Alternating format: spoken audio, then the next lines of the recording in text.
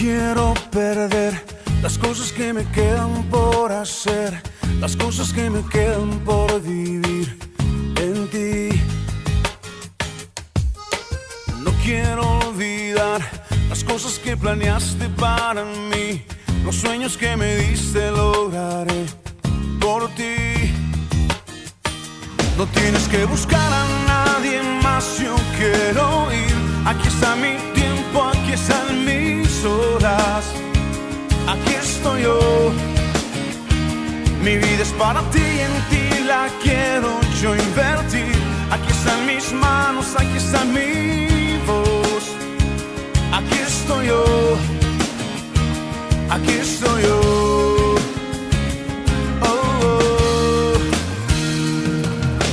Listo quiero estar, los dones que me diste voy a usar, los años que me has dado viviré por ti. Voy a conquistar la tierra que me diste y sin dudar haré lo que me pidas, viviré por ti. No tienes que buscar a nadie más, yo quiero ir. Aquí está mi tiempo, aquí están mis horas, aquí estoy yo. Mi vida es para ti y en ti la quiero yo invertir. Aquí están mis manos, aquí está mi voz, aquí estoy yo, aquí estoy yo. No tienes que buscar a nadie más, yo quiero ir. Aquí está mi tiempo, aquí están mis horas, aquí estoy yo. Mi vida es para ti y en ti la quiero yo invertir. Aquí están mis manos, aquí está mi voz, aquí estoy yo. No tienes que buscar a nadie más, yo quiero ir. Aquí está mi tiempo, aquí están mis horas, aquí estoy yo. Mi vida es para ti y en ti la quiero yo invertir. Aquí están mis manos, aquí está mi voz, aquí estoy yo, aquí estoy yo.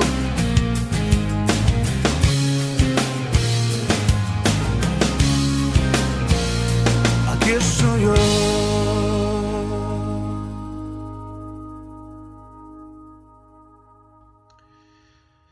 Muy buenas tardes, bienvenidos a este nuevo estudio de los días sábados que estamos teniendo sobre las parábolas. Una hora aproximadamente pasadita, 1 hora y 10 minutos, no más que eso. Vamos a estar compartiendo en esta clase un sábado precioso que el Señor nos ha regalado. Así que sin más preámbulos, empezamos con la clase de hoy. Aquí en el Facebook Live de Casa de Jesús Lomas del Mirador, así que prepárate porque ya empezamos. Habiendo tenido entonces ya 2 clases previas, donde en la primera vimos la introducción respecto de lo que es el término parábola, de dónde proviene, qué significa, y entendimos un poquito la amplitud del concepto de la forma parábola, que vimos que era muy amplia en el Antiguo Testamento, que los escritores, los autores del Nuevo Testamento, específicamente de Mateo, Marcos y Lucas, también tenían ese mismo concepto. Obviamente ellos se formaron con ese concepto de parábola de Masal, que se tradujo por la versión Septuaginta como parabolé, y que ellos entonces recibieron y transmitieron en su propio evangelio a través, cada uno de ellos, a través de las enseñanzas del Señor Jesús y poniéndolos por escrito. Definitivamente en la clase 2 estuvimos avanzando y viendo distintos métodos de estudio, interpretación y aplicación de las parábolas.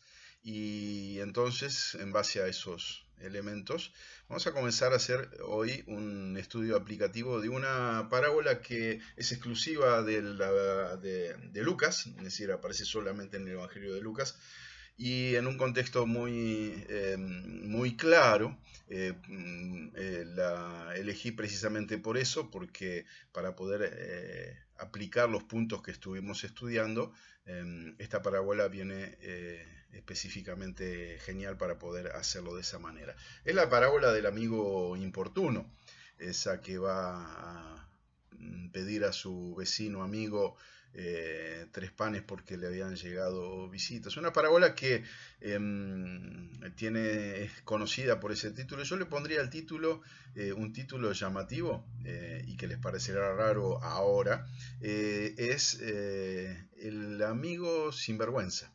¿Sí? El amigo sinvergüenza es un buen título para esa parábola. Y como les dije antes, es exclusiva de Lucas y tiene un contexto muy marcado, muy claro. Tiene la propia enseñanza que da el Señor Jesús respecto de la aplicación de esa parábola, por lo tanto es relativamente sencillo poder interpretarla, aunque ha sido malinterpretada por muchos cristianos, dándole un sentido de la necesidad de la insistencia. Y ahora después vamos a ver de qué se trata este asunto y si es efectivamente tan así. Así que bueno, sin más vamos a desarrollar esta parábola, como dije antes, exclusiva de Lucas, pero que tiene un contexto que está marcado también, y lo vamos a ver después en el Evangelio según San Mateo. Pero vamos a leer, eso está en el capítulo 11 del Evangelio de Lucas. Y vamos a leer, si bien la parábola en sí comienza en el versículo 5 y termina en el versículo 8, del 5 al 8 es la parábola en sí, es bastante breve de por sí. Vamos a leer los 13 versículos para poder entender el contexto, ¿sí?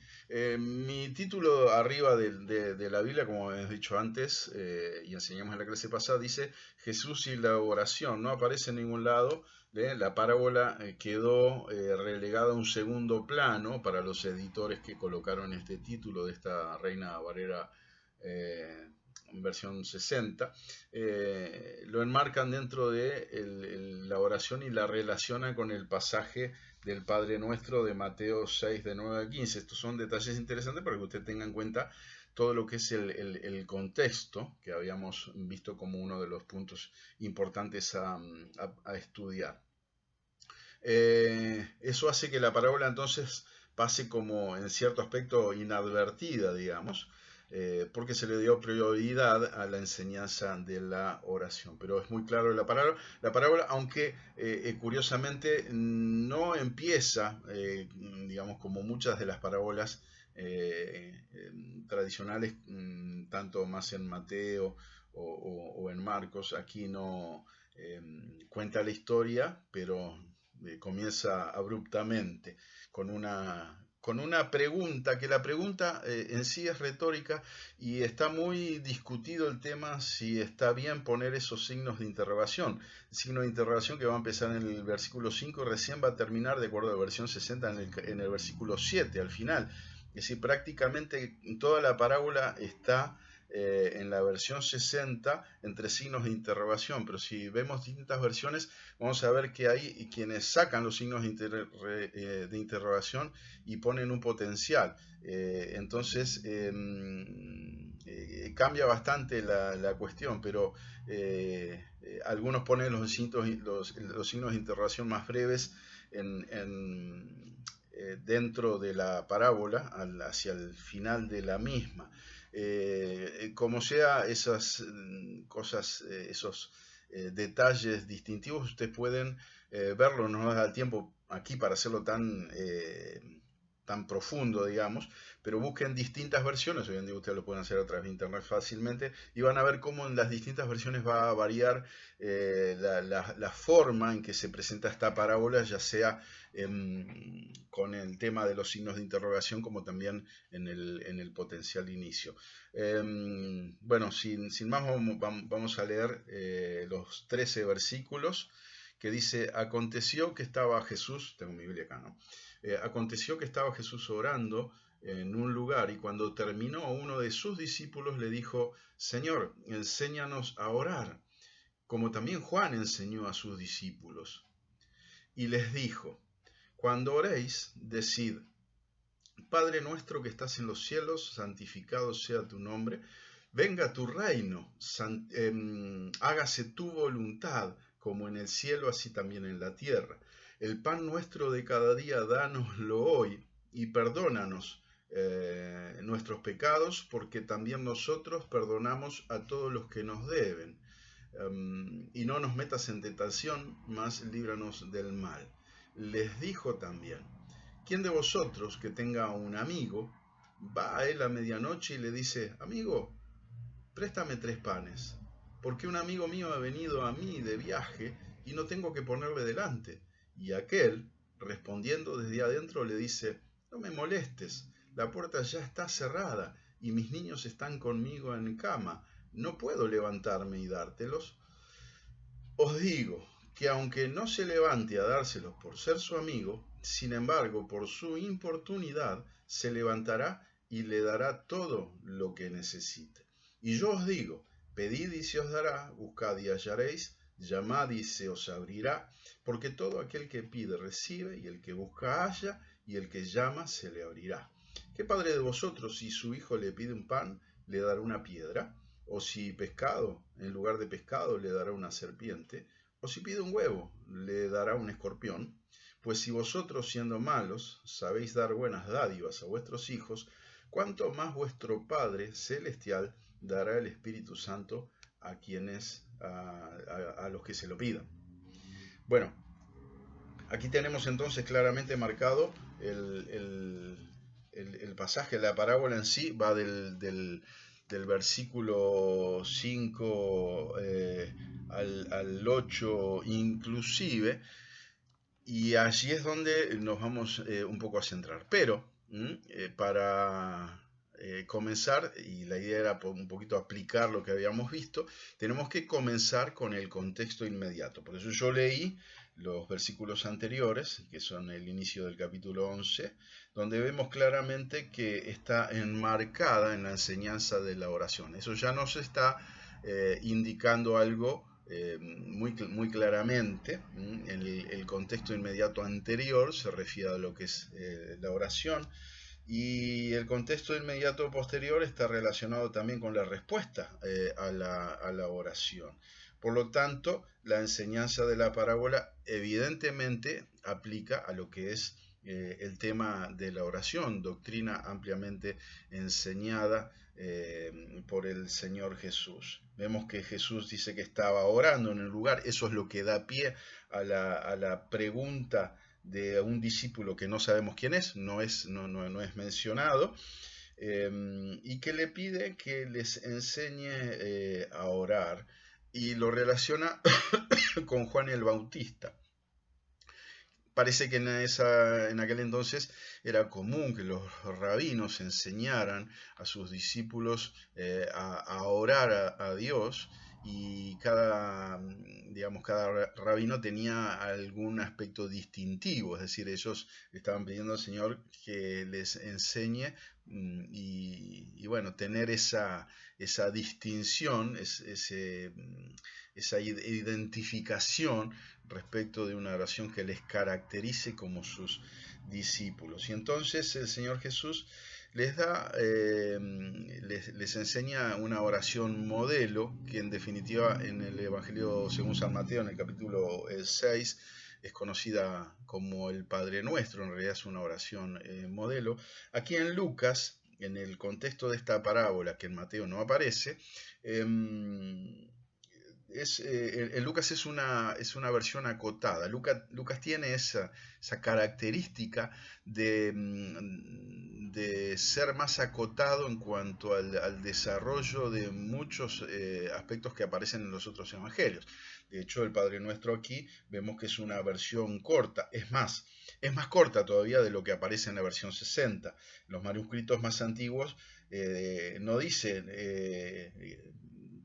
que estás en los cielos, nuestro que está en, dice Padre santificado sea tu nombre. Es decir, algunas versiones, si ustedes buscan, van a encontrar que aún son más acotadas que esta respecto a lo que es la oración modelo. Es decir, en los manuscritos más antiguos no aparecen ni siquiera tan extensa como tenemos esta versión 60, les dije eso hace un momento, y evidentemente posteriormente en algún momento en las traducciones o en las copias se les añadió y quedó un poquito más similar a lo que aparece en el Evangelio según San Mateo, pero aún así es muy escueta. Ese punto de inicio que da a la enseñanza de la oración, de esta oración modelo, continúa después el Señor Jesús ya en el versículo 5 específicamente con la parábola. Así que ese contexto está dado, ¿sí? Jesús, el Señor les enseñó a los discípulos este modelo de oración como respuesta a la petición de uno de ellos. Así que los versículos que siguen inmediatamente a la parábola, el propio Señor Jesús incluso le da el significado cuando dice: pedid y se os dará, buscad y hallaréis, llamad y se os abrirá, porque todo el que pide recibe, el que busca halla, el que llama se le abrirá. Así que en este caso tenemos la ocasión claramente definida, y tenemos la explicación del relato de la parábola en sí. Por lo tanto, identificar el punto central se transforma en algo bastante sencillo. Identificar el punto central, que era una de las cosas, de las claves, un análisis del relato entonces adjunto con la explicación. Esto nos muestra que fue dado para enseñar que Dios contesta la oración. Algunos autores dicen aquí que contesta la oración, particularmente la persistente. Aquí es donde entramos en un detalle que para mí es significativo, porque muchas veces se le da precisamente la centralidad a la insistencia o a la persistencia. Y yo creo, esto es algo personal en base al estudio de precisamente esta parábola, que la centralidad, es decir, el punto central es la contestación de la oración por parte de Dios. La persistencia o la insistencia se da como un elemento para mí medianamente irrelevantes a los efectos de enriquecer el relato y dar un contraste. Esta parábola, la centralidad está dada en el contraste, y eso lo vamos a ver. Dice allí entonces, y para mí el punto está dado, y por ahí les voy anticipando, pero el resumen o el resultado de este análisis, pero se los voy a dar porque está dentro de lo que es el punto central. El punto central, el punto de contacto, que se acuerdan, lo demostrábamos con un plano y una esfera que había un punto de contacto. Bueno, ese punto de contacto está dado en la respuesta de Dios. Y esa respuesta de Dios está marcada por el contraste que encontramos en este caso en la insistencia. La insistencia no da como resultado respecto de Dios, sí del amigo que fue molestado, digamos, para que él accediera a lo que él necesitaba. Nos enseña a una, no a una insistente repetición, a una insistencia repetitiva, por decirlo de alguna manera, porque el Señor Jesús condena la repetición. De hecho, en el pasaje paralelo de Mateo, él está hablando, dice: no uséis vanas repeticiones pensando que van a ser oídos por eso. Es decir, no es una insistencia repetitiva, sino que es una perseverancia activa, que son dos cosas muy distintas. La perseverancia nos enseña lo que es, o es una pauta que hace visible la fe. del que persevera en la oración, no repetitivamente, como los niños, ¿cuándo llegamos? ¿Cuándo llegamos? Falta mucho, ¿cuándo llegamos? ¿Cuándo llegamos? Falta mucho. Eso es un disparate, ¿sí? Porque aquí es muy claro el Señor Jesús en el detalle. Dios contesta la oración y precisamente el contraste está dado en este amigo sinvergüenza, importuno, y ahora lo vamos a ver por ahí me estoy adelantando con lo que es la comparación en los pasajes paralelos que se van a dar. Quizás vamos a verlo más adelante, así no nos embrollamos más. Pero esa es la idea. La idea y el eje central no es la insistencia repetitiva, a la cual el Señor Jesús condena precisamente, sino que es la perseverancia activa. ¿Qué quiero decir con perseverancia activa? Perseverar es mantenerse en esa confianza de la oración que no es repetitiva, que pide y hace lo suyo también. No es ayudar a Dios, pero dice el propio Señor Jesús, el que pide, recibe, el que busca halla y el que llama se abrirá. ¿Qué quiere decir esto? Que comienza con la petición, ¿sí? No dice con la repetición, con la petición, y después de la petición dice al que busca halla. Pasamos de lo hablado, ¿sí? Que es pedir, a algo activo, que es buscar, que implica entonces ya una iniciativa y una actividad que ya involucra acción, no solamente palabra. Hay palabra, se pasa a acción y después se pasa a un paso más, dice, y el que llama se le abrirá. Es decir, vemos aquí como un increscendo, como que tenemos una curva ascendente, por eso es un término que está de moda. Pedir, buscar y llamar. En ese sentido hay una perseverancia y hay una actividad. Por lo cual yo me refiero a una perseverancia activa, y eso es un símbolo de fe que debe caracterizar precisamente a un hijo de Dios. Así que bueno, identificando el punto central, ya esto nos da una pauta. Ahora, otro de los puntos que eran importantes en la interpretación es identificar los detalles irrelevantes. Aunque el amigo no respondió por primera vez debido a razones personales un tanto egoístas, eso no revela nada respecto a Dios ni su respuesta a nosotros. Esta es la posición de uno de los autores que encontramos. Dice, hay otros detalles irrelevantes como la petición que aconteció a medianoche, pidió 3 panes en vez de 4, fue para otra persona, no para el mismo. Se dice mucho de estos puntos, pero que son detalles irrelevantes. Es cierto, son detalles irrelevantes, pero son detalles a tener en cuenta porque en sí, si bien sirven para enriquecer la escena y tener todo esa vista global de la escena que el Señor Jesús nos está mostrando para que visualicemos, y precisamente está dado en esos detalles. Dice aquí, bueno, no respondió por primera vez por razones personales egoístas. En cierto sentido no responde porque hay que tener muy en claro dentro de lo que es el contexto de vida, ¿se acuerdan? Hablamos en un momento del Sitzin Leben, cómo era en esa época. Es un detalle interesante porque las casas en la antigüedad, familias más bien humildes, habituales, eran casas no muy grandes y eran de una sola habitación, donde la diferencia de habitaciones estaba dada no por paredes, sino por desniveles. Estaba en la parte de la vivienda en sí donde se estaba y donde se dormía, que era más bajo, y una parte más alta donde se ponía el brasero y se hacían las cosas. Esos desniveles marcaban la diferencia.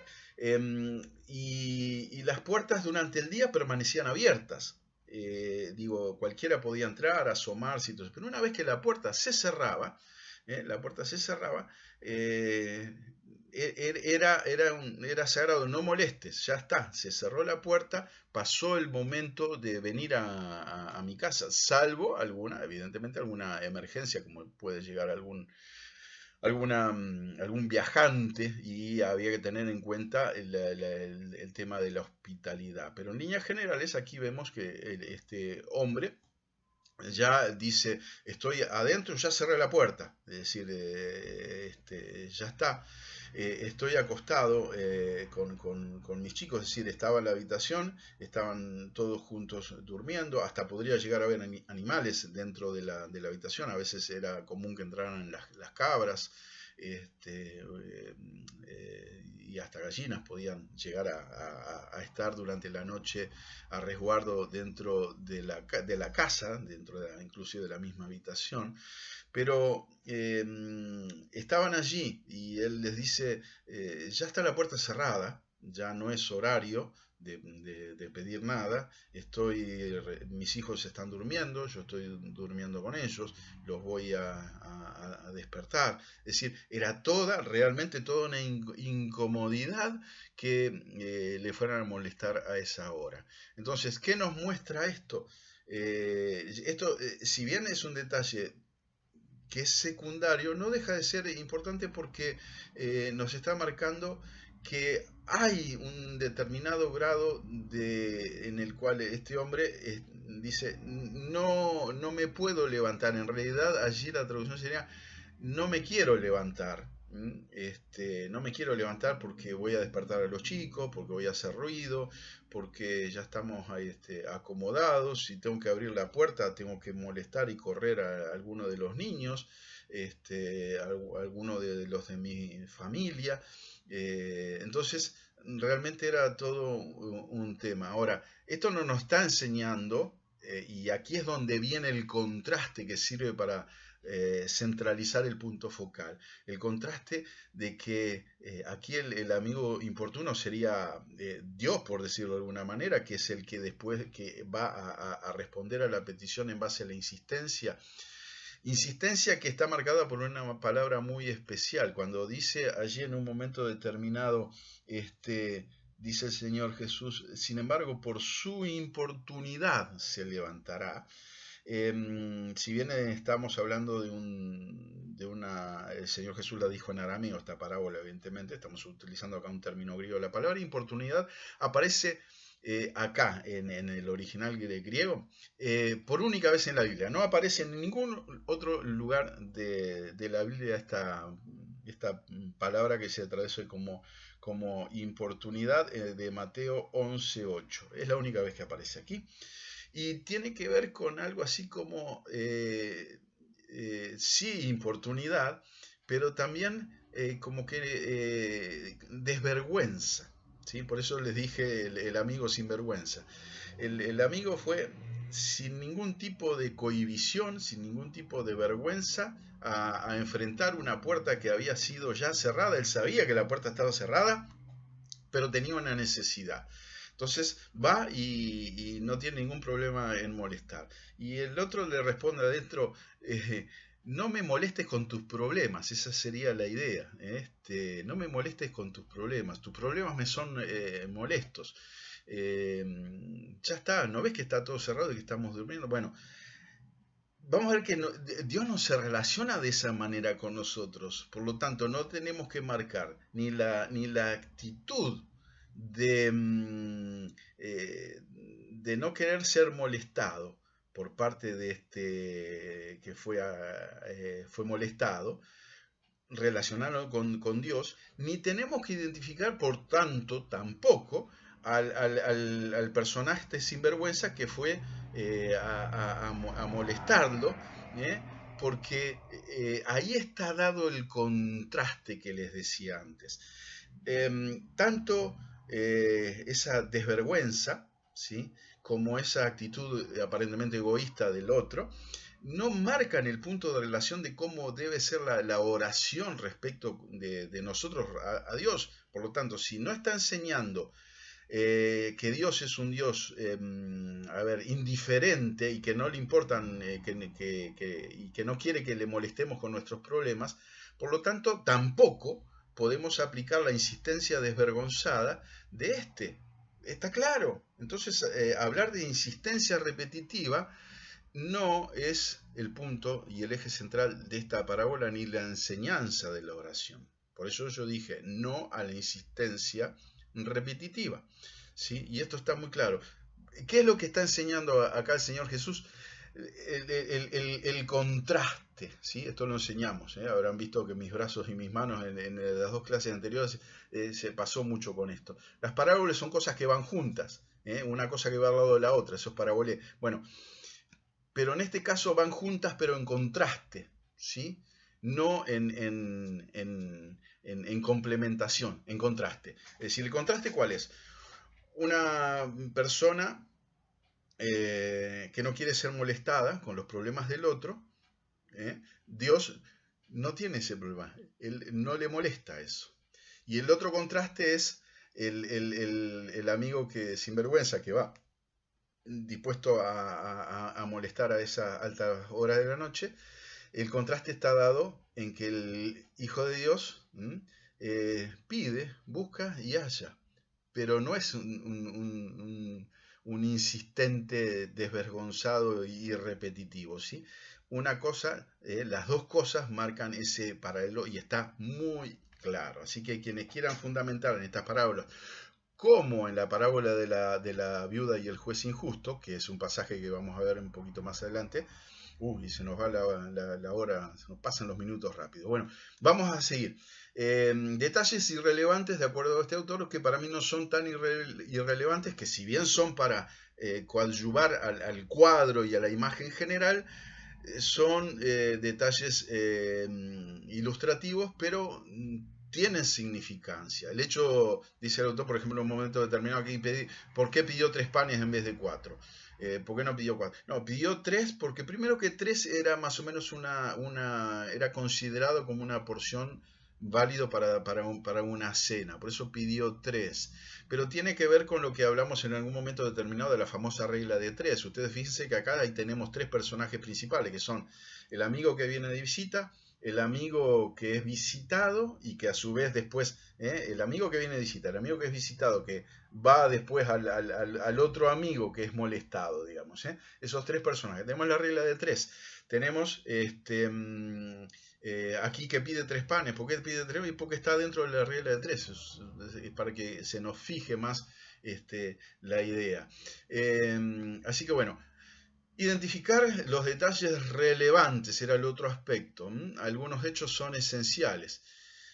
Por ejemplo, este autor precisamente enfoca el hecho de que el vecino insistiera pidiendo, lo ve como la esencia del relato. Y para mí está equivocado. No, será muy estudioso, sabrá mucho más que yo, pero en el punto y de propia enseñanza del Señor Jesús, no es la esencia la insistencia, ¿sí? Sino que la esencia es la respuesta. La respuesta al pedido. La insistencia lo que enseña precisamente es la contraposición, como lo mencionamos efectivamente antes.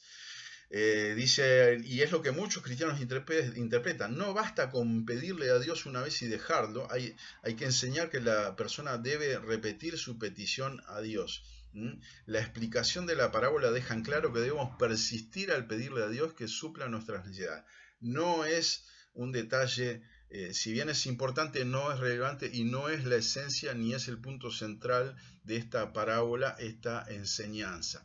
No se trata de cansar a Dios con nuestra petición, porque Dios primero que no tiene esa actitud, es decir, no va a responder, porque no vamos a torcer el brazo a Dios porque le estemos molestando, primeramente porque no le molestamos. Ese es el contraste respecto de esto, ¿sí? Ahora, vamos a ver efectivamente los pasajes paralelos. ¿Cuáles serían los pasajes paralelos? Uno, por ejemplo, es el Padre Nuestro. Ya mencionamos algo respecto del Padre Nuestro, del tema de la extensión que tiene más en Marcos, que aquí Lucas hace una versión bastante acotada, pero sí está allí, por ejemplo, dice: el pan nuestro de cada día, dánoslo hoy. Por ejemplo, esa es una... si oramos así todos los días, por ejemplo, es pedir ese pan, pero también hay que ganárselo. Es decir, pedir, buscad y llamad. Entonces vas a tener tu pan, el pan nuestro de cada día. Eso sería una persistencia activa, ¿sí? Y no una insistencia repetitiva. ¿Qué es lo que está marcando esta persistencia? Está marcando nuestra fe en que Dios va a dar cada día nuestro pan. Pero no lo terminamos haciendo en una repetición como si fuera una ametralladora, sino que es algo que está marcado por la fe y nuestra dependencia de Dios. Y creo que en ese sentido es un matiz, pero significativo, ¿sí? Ahora, no estoy diciendo, vuelvo a repetir, perseverancia era la palabra que buscaba. No estoy diciendo que uno no tiene que ser perseverante en la oración, debe serlo. Lo que no debe ser es uno insistente. Para mí son dos cosas distintas, la perseverancia y la insistencia. La insistencia es molesta, la perseverancia es algo que relacionado con la actividad, por eso hablo de perseverancia activa, son dos cosas muy distintas, ¿sí? Y precisamente el Señor Jesús da la explicación no me quiero olvidar porque estamos en el punto de los pasajes paralelos con los opuestos. Acá vale la situación de mencionar la parábola de la viuda y el juez injusto, que aparecen también en el Evangelio de Lucas, y que está en el capítulo 18, en los versículos 1 al 8. Y dice allí: también les refirió Jesús una parábola. Esto no sirve, vuelvo a repetir, como pasaje paralelo. A Lucas le encanta hacer esto de enseñar a partir de cosas no positivas, como es un amigo importuno, como es un amigo comodón, o hasta egoísta, que no quiere ser molestado. Compararon aquí con un juez injusto, es decir, le gusta enseñar a través de esos contrastes, esas parábolas. Le refirió Jesús una parábola sobre la necesidad de orar siempre y no desmayar. Acá estamos hablando de perseverancia, vuelvo a repetir, no de insistencia repetitiva, diciendo: había en una ciudad un juez, y había también en aquella ciudad una viuda, la cual venía él diciendo: hazme justicia de mi adversario. Él no quiso por algún tiempo, pero después de esto dijo dentro de sí: aunque ni temo a Dios ni tengo respeto al hombre, sin embargo, porque esta viuda me es molesta. Aquí está usando exactamente la misma palabra que usa Lucas en el caso del amigo que no se quería levantar. Dice la misma palabra, no me molestes con tus problemas. Tiene un doble énfasis. Tus problemas son molestos. Pero dice: porque esta viuda me es molesta, le haré justicia, no sea que viniendo de continuo me agote la paciencia. Evidentemente no podemos relacionar a Dios con estas características, pues no se está refiriendo a Dios en el concepto de esa insistencia y de esa... Porque incluso este juez injusto en realidad sería... una palabra que está más de moda y sería más contextual, sería titular parábola de la viuda y el juez corrupto, porque lo que está hablando allí es de corrupción. Los jueces, la viuda no tenía para coimiarlo, estos jueces eran utilizando término habitual, eran coimiados, le tiraban unos mangos y el tipo agarraba y fallaba a favor del que más pagaba, digamos, ¿no? La viuda no tenía plata para pagarle, no tenía plata para corromperlo. La única moneda que tenía, entre comillas, sería esa insistencia repetitiva, ¿sí? No es así como nos relacionamos con Dios, ni Dios es un juez corrupto. Entonces, y en el versículo 6 dice, dijo el Señor, oíd lo que dijo el juez injusto. ¿Acaso Dios no hará justicia a sus escogidos que claman a Él día y noche? ¿Se tardará en responderles?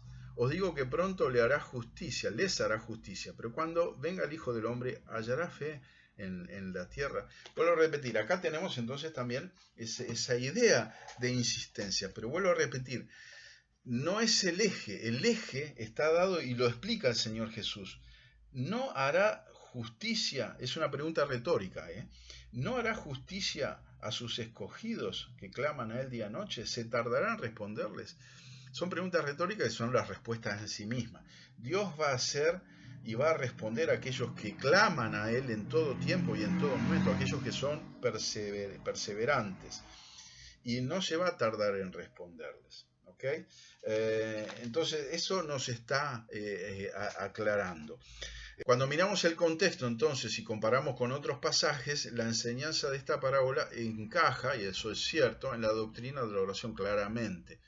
Se enseñan varios elementos claves en la doctrina de la oración, y sería un error crear una doctrina de la oración en base al relato de los 3 panes, si lo hacemos literalmente. Tenemos que entenderla en todo el contexto global de lo que es la oración. Pero la verdad central de la parábola es un buen ingrediente para combinar con otras enseñanzas bíblicas al preparar una doctrina sobre la oración. Por ejemplo, mantenerse en perseverancia, en oración y en dependencia de Dios, tranquilos, pero activos, porque Dios va a responder. Yo en esto siempre digo, Dios siempre responde a las oraciones. Puede responder que sí, puede responder que no, Él tiene sabiduría para hacerlo y lo hace en su sabiduría, y a veces puede decir todavía no es el momento. Así que tengamos en cuenta este aspecto entonces de la parábola del amigo importuno, como les dije al principio, un buen título, la parábola del amigo sinvergüenza. Ahora bien, esa primera parábola que es exclusiva de Lucas, es decir, en el único evangelio que aparecen, y que se da un aprendizaje por contraste, como dejamos muy claramente marcado, por contraste. Ahora vamos a ver una parábola muy conocida, que es compartida, una de las pocas que es compartida por los 3 evangelistas, tanto por Mateo, como por Marcos, como por Lucas. Estamos hablando de los evangelios sinópticos. Una parábola que es muy curiosa porque el Señor Jesús propiamente tiene muchos detalles, y detalles que hacen a la cuestión. Evidentemente es una parábola más compleja, una parábola en la cual el Señor Jesús incluso le aplica un método interpretativo que algunos estudiosos no comparten, que es la alegorización. Sin embargo, el Señor Jesús lo hace bien y lo hace con autoridad y evidentemente teniendo muy en claro lo que está queriendo enseñar. Por eso no hay ningún problema en que haga una alegorización de esa parábola cuando se las explica después a los discípulos. No les dije, estamos hablando de la parábola del sembrador.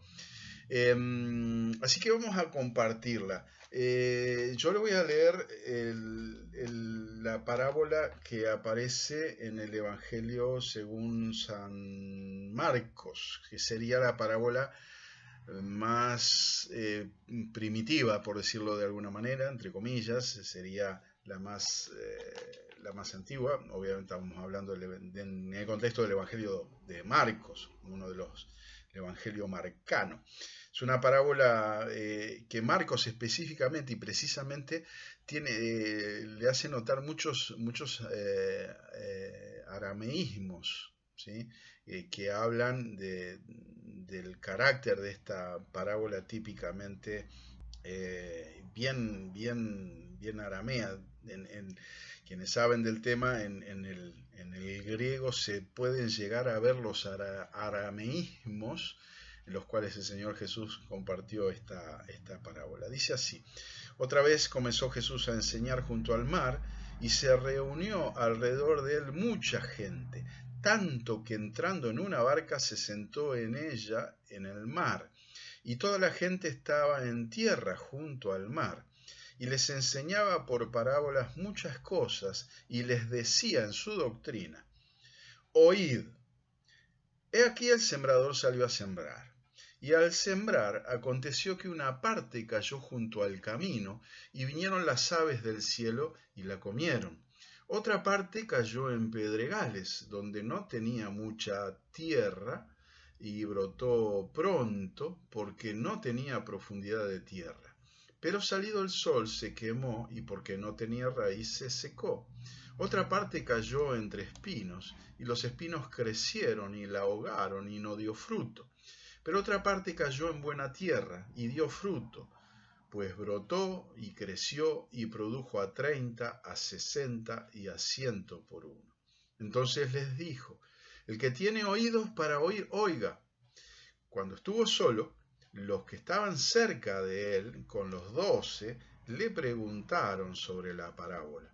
Y les dijo: a vosotros os es dado saber el misterio del reino de Dios, mas a los que están afuera, por parábolas todas las cosas, para que viendo vean y no perciban, y oyendo oigan y no entiendan, para que no se conviertan y les sean perdonados los pecados. Y les dijo: ¿no sabéis esta parábola? ¿Cómo pues entenderéis todas las parábolas? El sembrador es el que siembra la palabra, y estos son los de junto al camino, en quienes se siembra la palabra, pero después que la oyen, enseguida viene Satanás y quita la palabra que se sembró en sus corazones. Estos son asimismo los que fueron sembrados en pedregales, los que cuando han oído la palabra, al momento la reciben con gozo, pero no tienen raíz en sí, sino que son de corta duración, porque cuando viene la tribulación o la persecución por causa de la palabra, luego tropiezan. Estos son los que fueron sembrados entre espinos, los que oyen la palabra, pero los afanes de este siglo y el engaño de las riquezas y las codicias de otras cosas entran y ahogan la palabra y se hace infructuosa. Y estos son los que fueron sembrados en buena tierra, los que oyen la palabra y la reciben y dan fruto a 30, a 60 y a 100 por uno. Muy bien, siguen otras parábolas. Aquí nos estamos metiendo tanto en Marcos como en Lucas, tanto en Marcos como en Mateo, no en Lucas. En Lucas le da inclusive otro contexto a esta parábola, por lo que vemos aquí el trabajo de edición que tuvieron cada uno de los independientes, que tuvieron cada uno de los evangelistas, los autores. Lucas le da otro matiz, otro contexto, no pone en un contexto de parábolas. Mateo y Marcos agrupan parábolas. Mateo en el capítulo 13 comienza con este grupo de parábolas. Marcos lo hace aquí en el capítulo 4, donde empieza con la parábola del sembrador y continúa con la parábola del crecimiento de la semilla de mostaza. Podemos decir que son parábolas agricultoras, muy claramente enmarcados en ese contexto de semilla. Marcos lo hace y lo edita realmente magníficamente. Yo aquí quiero plantearos lo siguiente. Es muy interesante porque el Señor Jesús también aquí da la interpretación y da la aplicación y da la enseñanza, por lo cual es una parábola que es muy, muy clara al respecto y donde podemos sacar muchas cosas y tiene muchos detalles. Yo aquí les enseño, les muestro una manera. Yo voy a tratar de editar esto de una manera en la cual pueda voy a ver si después puedo en la pantalla poner esto, pero se acuerdan que hablamos en un momento determinado de lo que es una armonía. En este caso, aquí yo les había enseñado la armonía de los 4 evangelios de Robertson. que ustedes lo pueden tener. También están los cánones de Eusebio, que también es una armonía muy antigua, una de las primeras que se hizo, tiene muchísimos años. Y yo aquí esta la armé en la computadora a través de una tabla de Word. Ustedes esto lo pueden hacer.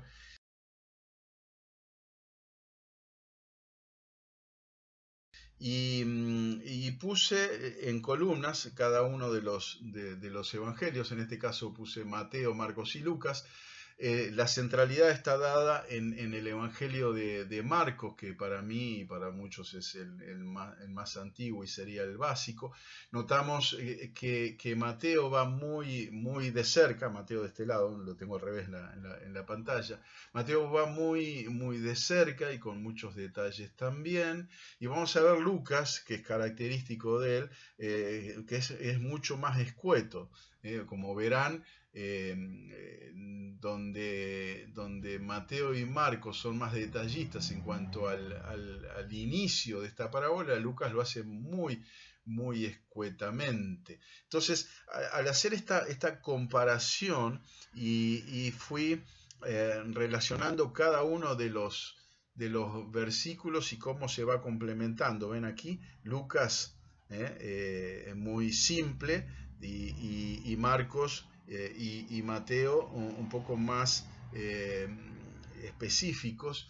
Y yo voy marcando aquí, ven en negrita, voy marcando algunas diferencias que son significativas. Dice que les enseñaba. Es el que remarca en este aspecto.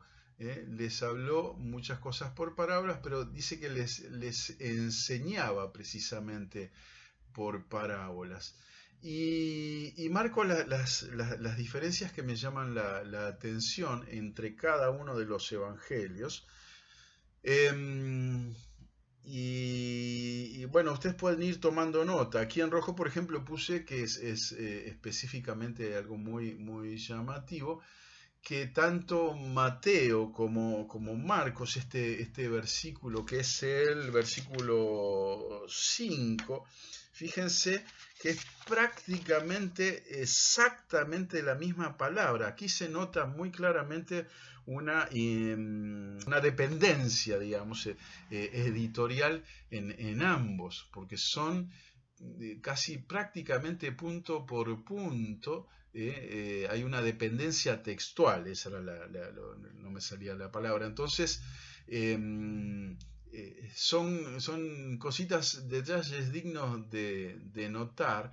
Vamos a ver algunas diferencias y algunas que se complementan, que están claramente marcadas aquí. Hay detalles, por ejemplo, donde vemos la diferencia, por ejemplo, en el versículo 8, cuando menciona los porcentajes en Mateo, es un detalle nada más. Mateo dice, empieza por el 100%, baja al 60% y baja al 30%. Sin embargo, Marcos lo hace al revés. Comienza por lo más bajo, dice, primero habla de un 30, después habla de un 60 y termina en un 100%, lo que me parece más interesante. Y Lucas, por ejemplo, no dice nada, ni habla del 30, ni habla del 60, directamente dentro de su austeridad en la narración, y lo concreto dice, otra parte cayó en buena tierra, nació y llevó fruto a 100 por 1. Es un detalle, pero es muy interesante la opción de Lucas. Marcos, por ejemplo, habla allí que dice que la parte que cae en buena tierra dice que brotó y creció, ¿sí? Lucas dice simplemente nació y llevó fruto. Así que la importancia está dada en el fruto. Todos esos detalles son significativos. Por ejemplo, Marcos va a ser uno de los pocos que dicen que cuando estuvo solo se acercaron a él los que estaban cerca, y cerca con los 12, es decir, las parábolas son entendidas por aquellos que están cerca del Señor Jesús.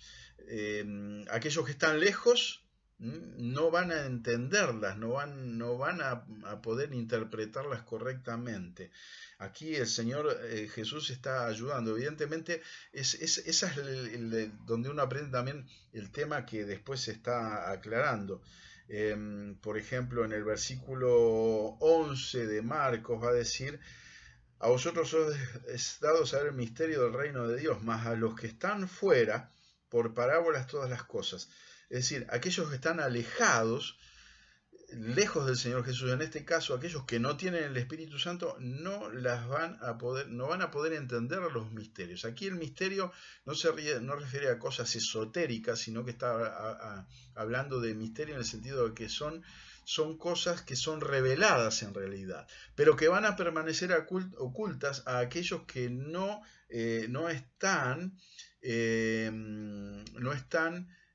relacionados en este caso y en este tiempo a través de lo que es la presencia del Espíritu Santo. Este punto de comparación a través de esta tabla es interesante porque hay cosas que vamos a encontrar que nos van a llamar la atención y son detalles que pueden parecer irrelevantes, pero que son significativos, porque estamos hablando de una parábola que es claramente interpretada. En primer lugar, encontramos, por ejemplo, en el versículo 3, Marcos es el único que hace un énfasis cuando dice oíd. Ninguno de los otros evangelistas va a mencionar ese énfasis, ese imperativo que está muy marcado. Podríamos hasta ponerlo con signos de admiración, un énfasis marcado en el oír.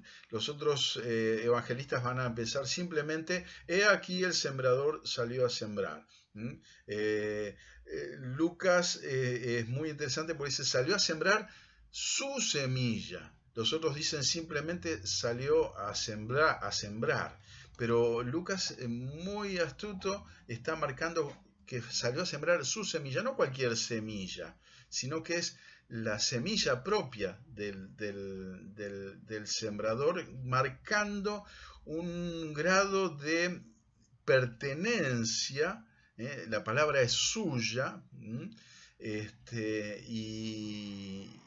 y marca un grado de autoridad sobre esa semilla. Dice que Lucas es el único que menciona que dice que fue hollada en un terreno tan duro, que un corazón que no permitió ser permeado por las raíces de esa semilla, de tal manera que al quedar expuesta fue hollada. Acá ustedes ya se podrán hacer una pregunta: ¿cómo puede ser que haya parte que haya caído en el camino? ¿Cómo puede ser que haya parte que es la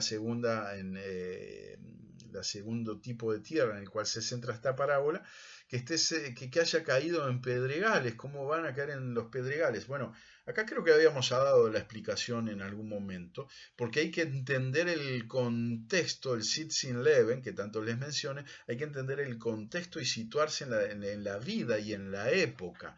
En aquel entonces no se sembraba como hoy en día, que hay toda una preparación de la tierra previo a poner la semilla, donde el rinde se da mucho más. En aquel entonces la norma y lo común era que se sembraba al voleo, e inclusive a veces un poquito quienes tenían la posibilidad de hacerlo no sembraban al voleo, sino al voleo se refiere a tirar así, sino que cargaban los sacos de semilla sobre un burro y le hacían un pequeño tajo en la bolsa donde las semillas iban cayendo, y entonces el que hacía todo el trabajo era el burro. Lo único que tenía que hacer el sembrador era guiar y llevar al burro por su parcela, por su propiedad.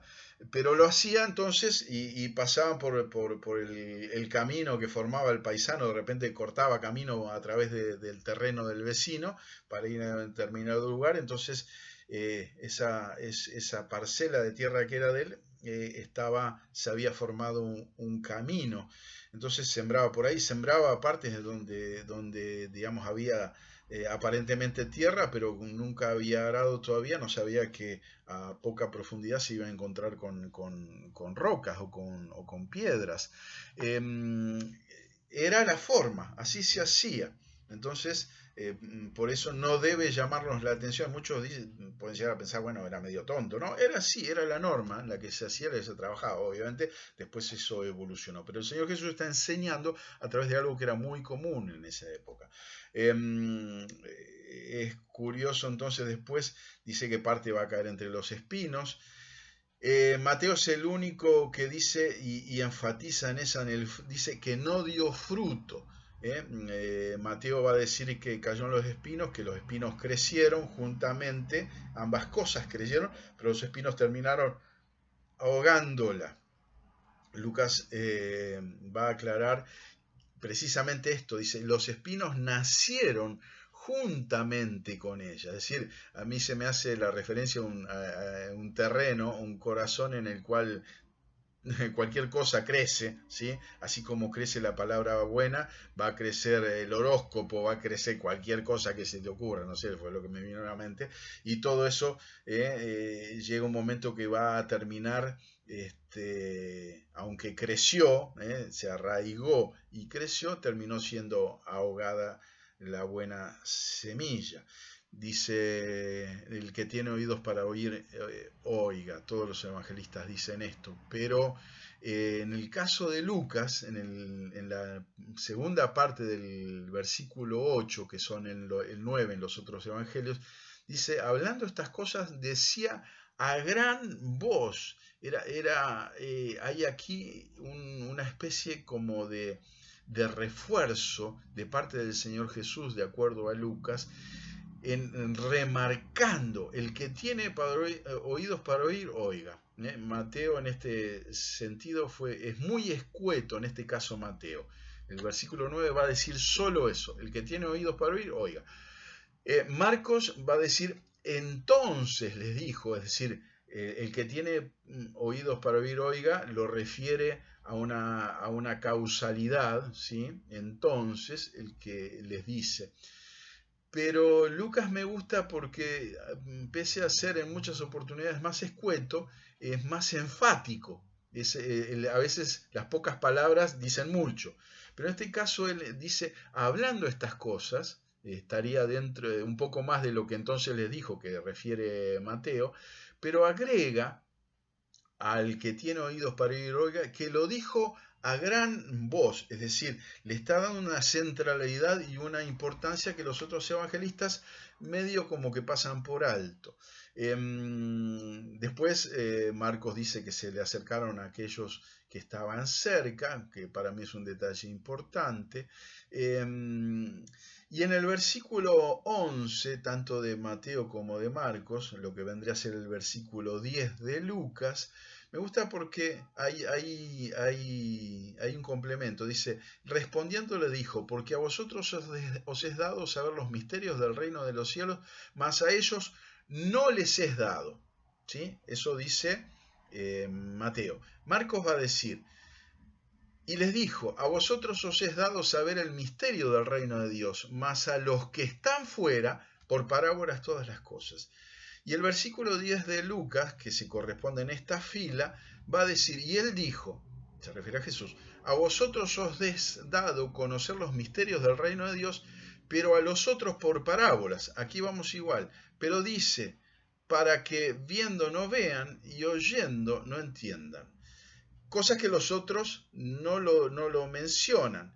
Entonces, cuando yo lo marco aquí en negritas, estas diferencias, no les es dado, más a los que están fuera, para que viendo no vean y oyendo no entiendan. ¿Qué quiero enseñar con esto? Quiero decirles que cuando uno en esta tabla comparativa, en las columnas por cada evangelio y en las filas, cada versículo que se corresponda con el otro, esas diferencias nos van a servir para aclararnos un poquito más la idea, ¿sí?, que no encontramos en cada uno de los evangelistas individualmente. Cuando hacemos la comparación de los pasajes paralelos, vamos a encontrar entonces una ampliación. Esto no solo lo podemos aplicar a las parábolas, lo podemos aplicar a otras enseñanzas, porque entonces vamos a decir y vamos a leer lo que aparece exclusivamente en cada uno de los evangelios, que no aparece en el otro respecto del mismo versículo, podemos llegar a sacar lo que estaba en negrita, mas a los que están fuera no les es dado para que viendo no vean y oyendo no entiendan. ¿Me explico? Digo, es muy lindo porque ustedes están viendo aquí todo un concepto que surge de la relación de los tres evangelios, en los cuales cada uno da su parte específica. Y se nos está yendo la hora terriblemente, así que vamos a terminar. La parábola después es explicada por el Señor Jesús. Y fíjense que en el versículo 18 de la explicación de Mateo dice: oíd pues vosotros la parábola del sembrador. Marcos va a aclarar que el sembrador es el único que aclara, que es el que siembra la palabra. El sembrador es el que siembra la palabra. Pero es muy interesante porque Lucas a eso añade, dice: esta es pues la parábola, la semilla es la palabra de Dios. Cosas que vuelvo a repetir, como les dije en el ejemplo anterior, cada uno va a añadir algo que el otro no dice, y cuando uno arma ese rompecabezas lo va a entender más gráficamente. ¿Quién siembra la palabra? ¿Cuál es la semilla? La semilla es la palabra de Dios, dice Lucas, que el sembrador es el que siembra la palabra, ¿sí? Entonces vemos ahí cómo se interrelaciona. Cuando se refiere al versículo 19 de Mateo, dice, está marcado, lo tengo marcado en negrita, y alguno oye la palabra del Redentor y no la entiende. Miren esto que interesante. Marcos va a decir lo que otros no dicen, viene Satanás y quita la palabra, y Lucas va a decir otra cosa más todavía, que no la mencionan los otros dos, que es en el versículo 12, que dice: para que no crean y se salven. Entonces, lo que no está escrito en los otros, al juntarlo, nos aclara, dice: cuando alguno oye la palabra del reino y no la entiende, viene Satanás y quita la palabra para que no crean y se salven. A mí esto es tan simple, pero es tan maravilloso, porque está diciendo que el que no entiende la palabra, ¿sí?, se arriesga a que venga... No se arriesga, está marcado, no entiende la palabra, va a venir Satanás y la va a quitar, ¿sí? Aquel que por su duro corazón no la entiende, no la va a entender, va a venir Satanás, la va a quitar porque no se va a arraigar. ¿Para qué? Para que no crean y se salven. Ese es el fin último de Satanás. Así que sucesivamente podemos ver cada uno de estos. Esto es un método que es muy, muy, muy significativo y para mí muy, muy útil a la hora de poder sacar conclusiones propias a través de un pasaje, comparándolo entonces a través de una tabla, que ustedes lo pueden hacer a mano, lo pueden hacer teniendo una armonía, pero esto lo pueden hacer simplemente ustedes si tienen una computadora, tienen un Word. Hacer una tabla de estas es muy, muy sencillo, o lo pueden hacer simplemente a mano. Y así sucesivamente. En el versículo 20 va a aparecer algo similar, la persecución por causa de la palabra. Va a haber, Lucas va a enfatizar que se apartan. Es decir, las diferencias, los pequeños énfasis que dan los evangelistas de una misma parábola, se van a complementar. Es decir, es interesante ver las similitudes, como vimos en un determinado aquí punto, que yo la marqué en rojo, que son textuales. En los otros vamos a encontrar en negrita las diferencias. Cuando ustedes marcan esas diferencias, le va a servir mucho para poder entenderla y poder aplicarla y poder desarrollarla mucho más. No nos da el tiempo para seguir mucho más, pero no quiero terminar sin mencionar la finalización, el cierre de esta parábola del sembrador por parte del Señor Jesús, porque realmente es muy importante. Mateo va a decir: mas el que fue sembrado en buena tierra, y este es el que oye y entiende la palabra, y da fruto y produce a 100, a 60 y a 30 por uno. Marcos va a decir: y estos son los que fueron sembrados en buena tierra, los que oyen la palabra y la reciben, y dan fruto a 30, 60 y a 100 por uno. Y Lucas va a decir: mas la que cayó en buena tierra, estos son los que con corazón bueno y recto retienen la palabra oída y dan fruto con perseverancia. Tanto Mateo como Marcos van bastante de la mano, se nota esa dependencia que mencionábamos antes. Lucas va por otro camino, aunque la idea es la misma. Pero yo quiero resaltar las diferencias para unir esas diferencias, como hicimos con los versículos anteriores, porque realmente nos da un buen marco para el cierre de esta parábola. Mateo va a decir: oye y entiende la palabra. Marcos va a decir: y la reciben. Y Lucas va a decir: con corazón bueno y recto retienen y dan fruto con perseverancia. Estas palabras que he mencionado son las que aparecen como exclusivas de cada uno de los evangelistas. Pero cuando unimos esas tres que son exclusivas de cada uno, fíjense ustedes cómo queda. Iniciando con Mateo: mas el que fue sembrado en buena tierra, y este es el que oye y entiende la palabra, el que oye y entiende la palabra, y la reciben, añade Marcos, con corazón bueno y recto retienen y dan fruto con perseverancia, va a añadir Lucas. O sea que queda un cierre maravilloso. Hay que oír y entender la palabra, recibirla con un corazón bueno y recto, retenerla, y entonces va a dar fruto con perseverancia. Un interesante cierre en el cual cada uno de los evangelistas, aportando lo suyo propio y nosotros uniéndolo, realmente queda como una maravillosa conclusión de esta parábola que enseñó el Señor Jesús. Les esperamos mañana domingo para los dos servicios dominicales a las 10 de la mañana y a las 18 horas. Allí van a estar el pastor Cristian Cabañas, la pastora Ruth, todo el equipo de Casa de Jesús Lomas del Mirador. Así que no se pierden, Facebook Live, mañana a las 10 y a las 18 horas.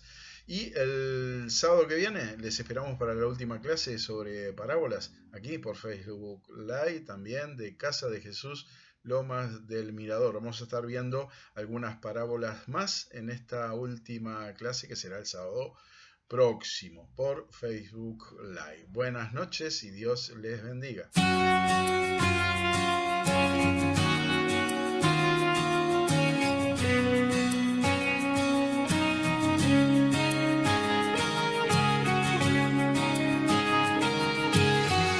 Me he vuelto dependiente de tu corazón y de tu amistad. Me he vuelto dependiente de tu dirección en mi caminar. No hay nada que me llene como lo haces tú, eres mi diario pan. Tú eres la razón de cada sueño en mí, eres mi verdad. De ti depende mi vida, mis sueños y mi alegría. Como la lluvia necesita nubes, como el río del mar, de ti depende mi vida, mis sueños y mi alegría. Como la lluvia necesita nubes, como el río del mar.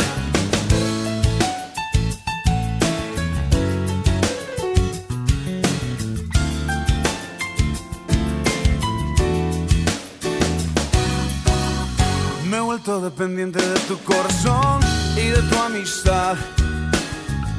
Me he vuelto siento dependiente de tu dirección en mi caminar. No hay nada que me llene como lo haces tú, eres mi diario pan. Tú eres la razón de cada sueño en mí, eres mi verdad, de ti depende mi vida, mis sueños y mi alegría. Como la lluvia necesita nubes, como el río del mar, de ti depende mi vida, mis sueños y mi alegría. Como la lluvia necesita nubes, como el río del mar.